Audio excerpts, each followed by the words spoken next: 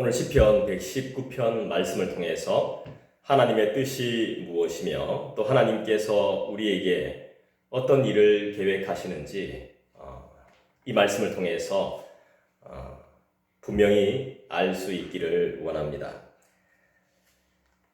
젊은이가 어떻게 그의 길을 깨끗하게 할 수 있겠습니까? 청년이 어떻게 하면 자기의 길을 깨끗하게 할 수 있겠습니까? 모든 성도가 또 모든 사람들이 어떻게 하면 자기의 길을 깨끗하게 할 수 있겠습니까? 한 번 더 묻겠습니다. 어떻게 하면 내가 나의 길을 또한 당신의 길을 어떻게 하면 깨끗하게 할 수 있을까요? 그렇죠. 오늘 말씀은 분명하게 우리에게 말씀해 줍니다. 우리의 삶을 변화시키는 것. 그죠? 하나님께서 우리를 변화시키시기 위해서 오늘도 지금 이 순간에도 우리에게 말씀하고 계심을 믿습니다. 그래서 우리는 찬양하는 것이죠. 우리를 깨끗하게 하는 것은, 우리를 깨끗함으로 유지할 수 있게 하는 것은 바로 오늘 말씀에 나오는 것처럼 주의 말씀이죠. 그죠? 주의 말씀에 따라 살면 깨끗하게 될 수 있고 깨끗하게 유지될 수 있습니다. 할렐루야. 우리 9절 말씀을 다시 한번 읽어볼까요? 같이 한번 크게 읽겠습니다. 시작. 청년이 무엇으로 그의 행실을 깨끗하게 하리이까? 주의 말씀만 지킬 따름이니이다. 아멘. 자, 제가 저번에도 말씀드렸던 것처럼 청년, 오늘 본문 말씀에 9절에 보면 청년이라고 나오는데요. 청년은 누구를 가리킨다고 했죠? 20대 젊은 사람들만, 30대 젊은 사람들만 청년을 말하는 것이 아니라 이 볼펜 하나 들 수 있는 힘만 있으면 모두가 다 청년인 것이죠. 여기에 계신 모든 분들은 이 볼펜 하나 들 수 있는 힘이 있습니까? 없습니까? 있습니다. 그러니까 여러분들도 청년이 되는 거예요. 자, 우리의 삶을 깨끗하게 하는 것은 오직 말씀임을 믿습니다. 자, 시인은 오늘 시편의 저자는 질문과 답을 하는 형식을 취해서 오늘 말씀을 전개하고 있죠. 방탕하기 쉬운 우리의 삶, 이 청년의 순결한 삶을 사는 방법은, 방식은 오직 하나님의 말씀 안에 거하는 것, 말씀을 늘 가까이 하는 것. 지금 우리 성도님들처럼, 그죠? 우리가 다른 거 할 수가 없으니까 진짜 말씀만 볼 수밖에 없는 상황이에요. 정말 잘하고 계신 거예요. 기도하고 또 성경 말씀 보고 또 내 관리하고, 내 몸 쉴 때 관리하고, 또 우리가 좀 불편하지만 예배 가운데 마스크 착용하고, 이게 내 자신을 관리하는 거예요. 정말 잘하고 계신 겁니다. 자, 우리 절대 잊지 마십시오. 하나님의 말씀이 우리 안에, 역으로 하면 내가 하나님의 말씀 안으로 들어가야 되는 것이죠. 오직 예수, 오직 성경, 이 말씀을 의지해야 우리가 깨끗하게 살 수 있습니다. 할렐루야. 자, 10절 보겠습니다. 10절 봅니다. 뭐라고 말씀하죠? 10절 같이 읽어볼까요? 시작. 내가 전심으로 주를 찾았사오니 주의 계명에서 떠나지 말게 하소서. 여러분 어떠십니까? 지금 우리가 어려운 시절을 지금 겪고 있는데 우리 인생의 최대 어려움이 아닌가 싶어요. 외부 활동 자체를 자제해야 되기 때문에 굉장히 어려운 상황이죠. 그 다음에 뭐 이렇게 시설들, 병원, 그 다음에 학원, 학교 다 휴교령이 내려질 정도로 지금 상당히 위험한 상황이죠. 자, 이럴 때 우리는 어떻게 해야 되겠습니까? 이런 상황이다 보니까 우린 더 주님을 찾게 되는 거죠. 어려울수록 우리는 주님을 더 찾게 됩니다. 당연한 것이죠. 어렵지 않을 때도 우리는 주님을 찾아야 되겠지만 더 어려워질수록, 우리의 삶에 고난이 깊어질수록 우리는 어떻게 해야 돼요? 주님을 찾아야 되는 거예요. 근데 오늘 시편의 저자는 정말 고난이 많았는지 고난이 덜했는지, 물론 고난이 많았을 겁니다. 우리가 여러 가지로 추측해 볼 수 있고 또 말씀을 이렇게 같이 병행해서 보다 보면 어떤 상태인지 알 수 있겠지만, 그냥 이 본문의 말씀만 본다면 얼마나 상심해 있고 얼마나 힘든지는 정확히 알 수 없지만 항상 먼저 그의 나라와 그의 의를 구하는, 하나님을 먼저 찾는 그런 간절함이 오늘 말씀에 보여지고 있다는 것이죠. 간절함. 내가 전심으로. 전심이 뭐예요? 모든 마음을 다해서, 그죠? 주를 찾는다 말하고 있죠. 그리고 한 가지 더 부탁합니다. 주의 계명에서 떠나지 말게 하소서. 이게 우리의 기도 제목이 되어야 되는 거 아닌가요? 기도의 내용이 되어야 되는 거 아닙니까? 내가 전심으로 주님을 찾게 하시며 내가 주님의 말씀에서 주님의 계명에서 떠나지 않게 하소서. 떠나서 살지 않게 하소서. 네. 이게 바로 우리의 진정한 기도의 제목이자 기도의 내용이 되어야 하는 것이죠. 하나님의 말씀 안에 거하는 것이 순결한 삶의 본질이라는 것을 고백하죠.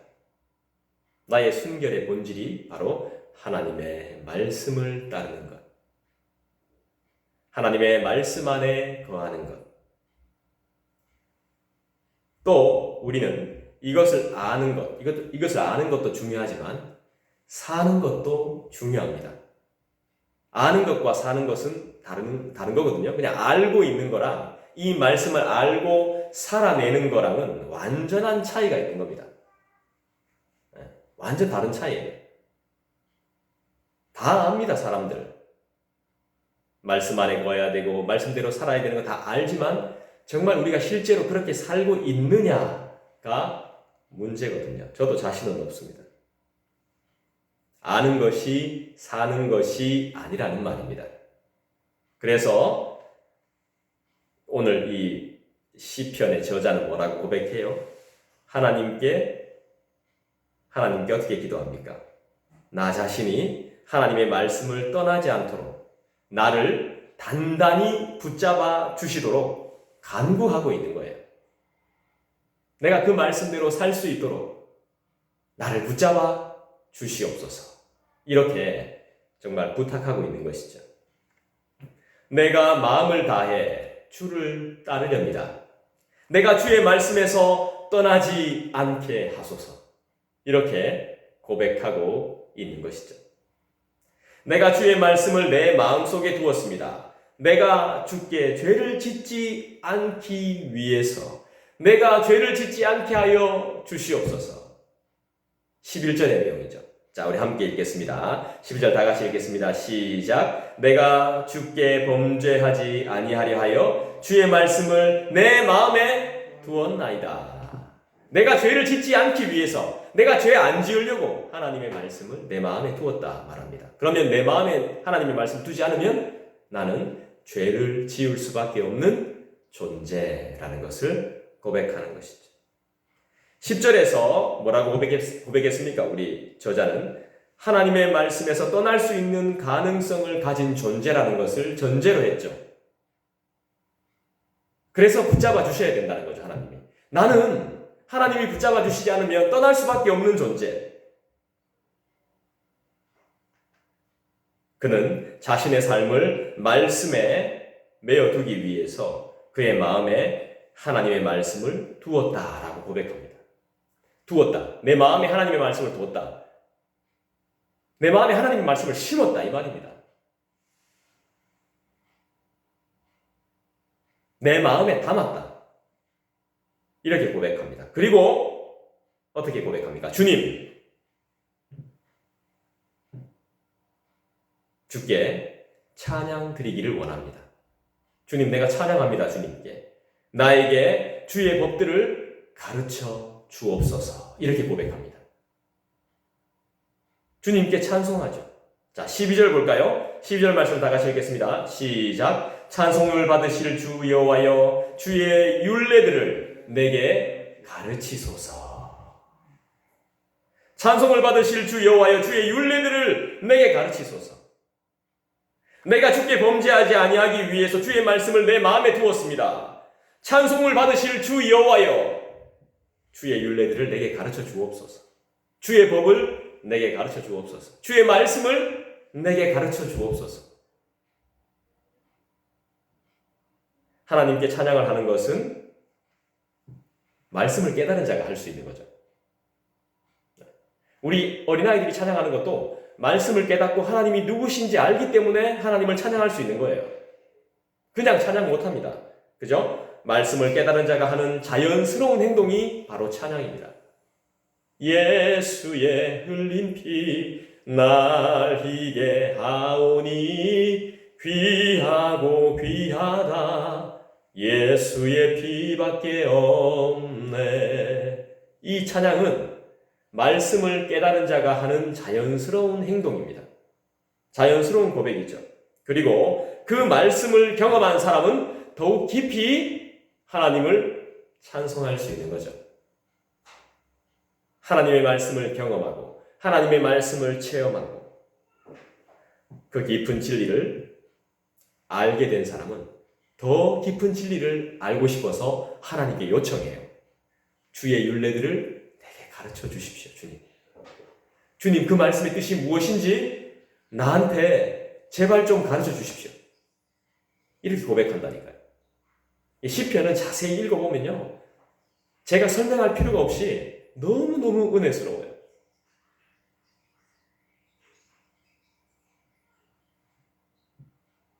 자, 가르쳐 달라고 요청합니다. 가르침을 받고 나서 어떻게 합니까 또? 내가 하나님의 말씀을 들으면, 제대로 들으면 어떻게 해요? 내가 제대로 선포합니다. 어떻게 선포하죠? 큰 소리로 선포하게 돼요. 하나님의 말씀을 내가 선포하게 된다니까요. 찬양도 하게 돼요.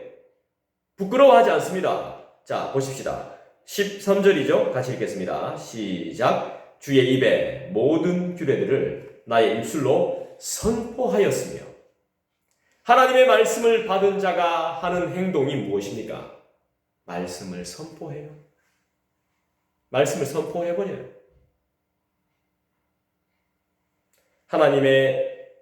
하나님께로부터 나온 말씀이 오늘 우리의 마음에 심어지고 그 마음으로부터 다시 흘러나온 말씀이 우리의 입술을 통해서 찬송이 되어지는 것이죠. 믿습니까? 정말 믿으십니까? 이 말씀이 주님에게서부터 나온 이 주님의 입, 주님으로부터 나온 이 말씀이 내 마음에 심겨져서 내 마음에서부터 다시 찬송으로 선포되어지고 또 말씀으로 선포되어지고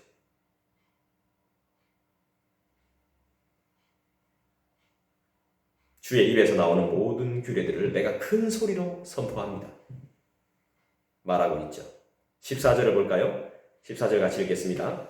시작. 내가 모든 재물을 즐거워함 같이 주의 증거들의 도를 즐거워하였나이다. 자, 하나님의 말씀을 듣고 그 율례들을 듣고 가르침을 받고 나서 어떻게 됩니까? 막 선포하죠. 찬양으로 선포하고 또 많은 사람들에게 말씀을 선포했더니 어떤 고백을 해요?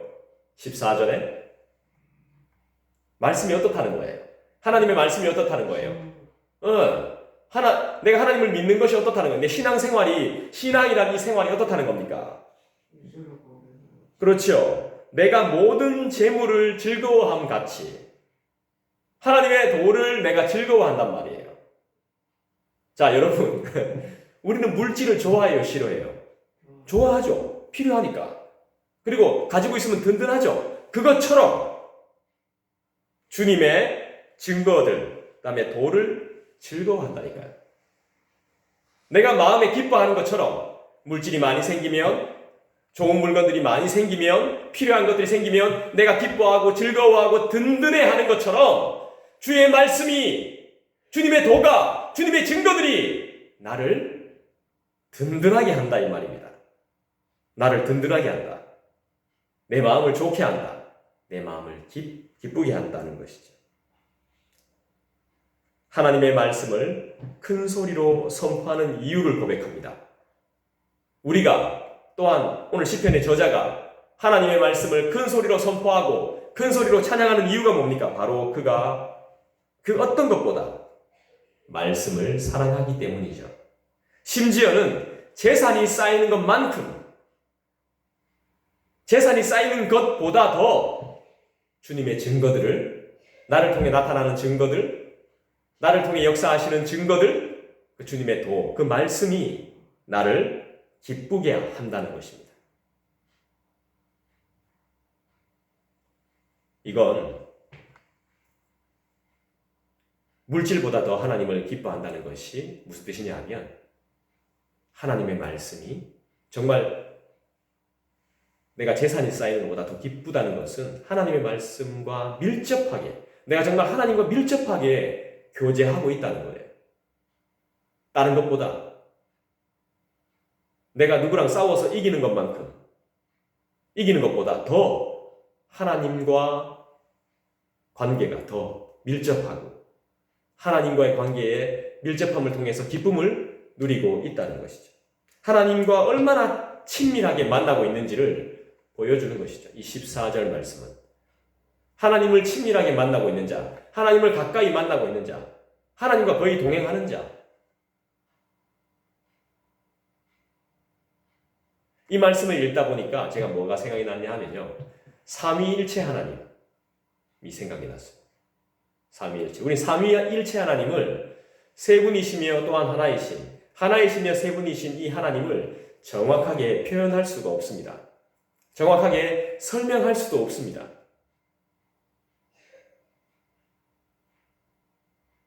부부가 제일 기쁠 때가 언제겠습니까?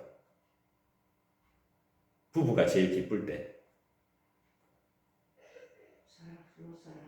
부부는 서로 사랑할 때 제일 기쁘죠. 부부는 일심동체라 그랬습니다. 둘이 하나가 된다 그랬습니다. 이럴 때 기뻐하는 것이거든요. 내가 하나님과 하나가 될 때, 내 안에 하나님이 계시고 내가 하나님께 거할 때 진정한 기쁨이 우리한테 있는 것이죠. 지금 내 삶이 기쁘지 않다면, 내 삶에 만족이 없다면 분명히 나와 하나님과의 관계에 문제가 있는 겁니다.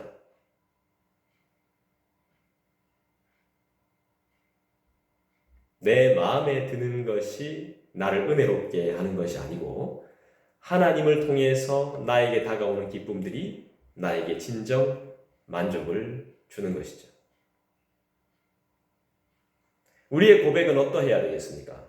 나는 주의 법을 따르는 것을 기뻐합니다. 재산을 많이 가지는 것보다 더 좋아합니다. 이런 고백이 나와야 되겠죠. 그래서 우리는 먹고 사는 것을 걱정하지 않습니다. 그리고 주님께 드리는 것을 아까워하지 않습니다.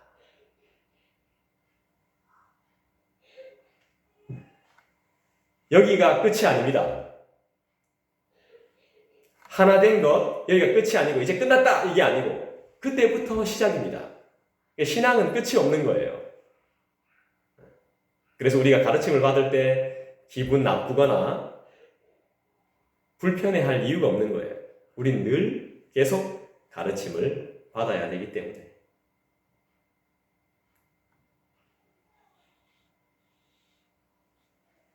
자, 우리 15절 말씀을 볼까요? 15절 같이 읽겠습니다. 시작. 내가 주의 법도들을 작은 소리로 읊조리며 주의 길들에 주의하며. 이게 무슨 말씀이겠습니까?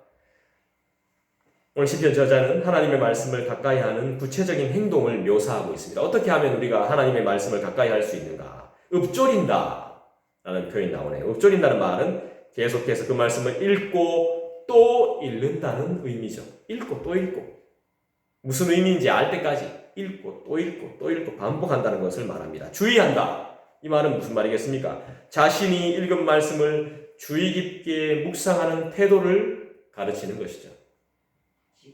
네, 맞습니다. 집중한다는 것이죠. 깊이 생각한다는 것이죠. 왜 깊이 생각합니까? 왜 집중하고 왜 깊이 생각하는 겁니까? 16절을 보십시다. 주의 말씀을 잊지 않기 위해서라고 말하는 것이죠. 자, 16절 같이 읽어볼까요? 시작. 주의 율례들을 즐거워하며 주의 말씀을 잊지 아니하리이다. 내가 깊이 생각하고 읊조리고 주의하는 이유는 주의 말씀을 단 하나라도 잊어버리지 않기 위해서. 네, 반복하고 또 반복하고 또 읽고 또 읽고 주의해서 또 읽고 주의 말씀을 잊지 않기 위해서. 잊어버리면 아무 소용이 없습니다. 약속했던 것, 말했던 것, 행동했던 것 잊어버리면 아무 소용이 없는 것처럼. 나는 주의 법을 기뻐합니다. 나는 주의 말씀을 가볍게 여기지 않겠습니다. 이런 고백 같습니다. 절대로 잊어버리지 않겠다. 내 삶에 정말로 제일로 중요하기 때문에 절대로 주의 말씀을 잊어버리지 않겠다. 반드시 기억하겠다는 고백이죠. 생명의 은인은 절대 잊어버릴 수가 없죠. 하나님의 말씀을 잊지 않겠다고 하는 고백은 당연한 겁니다. 왜죠? 그 이유가 뭡니까? 하나님의 말씀을 늘 가까이 할 뿐 아니라 그 말씀을 묵상함으로 재물보다, 물질보다 귀한 하나님의 뜻을 깨달았기 때문이죠. 말씀을 맺겠습니다. 하나님의 말씀은 사람을 보호하고 심지어는 능력 있게 합니다. 그리고 어리석은 사람을 지혜롭게 할 만큼 놀라운 힘을 가지고 있습니다. 바로 이런 이유에서 시편 기자는, 시편의 이 저자는 하나님의 말씀 안에 자신이 거하도록 해달라고 그렇게 간구하고 있나 봅니다. 그렇다면 우리가 하나님의 말씀 안에 거하기 위해서 필요한 것이 무엇일까요? 우리가 하나님의 말씀 안에 거하려면 어떻게 해야 될까요? 하나님의 말씀이 먼저 우리 안에 들어와야 되겠죠. 여러분, 믿음은 선물입니다. 은혜는 선물이에요. 믿음은 선물입니다. 돈 많다고 해서 믿음을 가질 수 있습니까? 아닙니다. 억지로 떼쓴다고 해서 믿음 가질 수 있어요? 아니에요. 애를 쓴다고 소유할 수 있어요? 아니에요. 매 달린다고 가질 수 있어요? 아니에요. 그래서 믿음은 선물이에요. 선물은 주고 싶은 사람이 줘야 되는 거예요. 내 나라 한다고 받을 수 있는 게 아니에요. 주세요. 그거 주세요. 한다고 주는 게 아닙니다. 내가 주고 싶어야 선물을 주는 거잖아요. 그죠? 내가 주고 싶어야 과일도 주고, 그죠? 음식도 주고, 그런 것처럼. 이 선물이 선물. 믿음, 은혜는 선물이에요.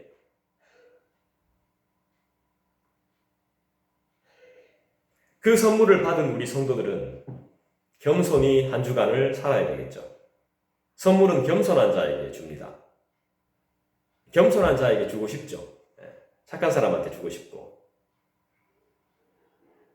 누구에게 믿음이 생길까요? 겸손한 사람한테 믿음이 생기겠죠. 그리고 그분의 말씀을 듣기를 원하는 사람에게 믿음이 주어질 겁니다. 그 사람이 진짜 복 있는 사람입니다. 믿음을 선물로 받는 자가 진짜 복 있는 사람이에요. 모든 것은 주님이 주셔야 됩니다. 주님이 주셔야 받을 수 있습니다. 할렐루야. 기도하겠습니다.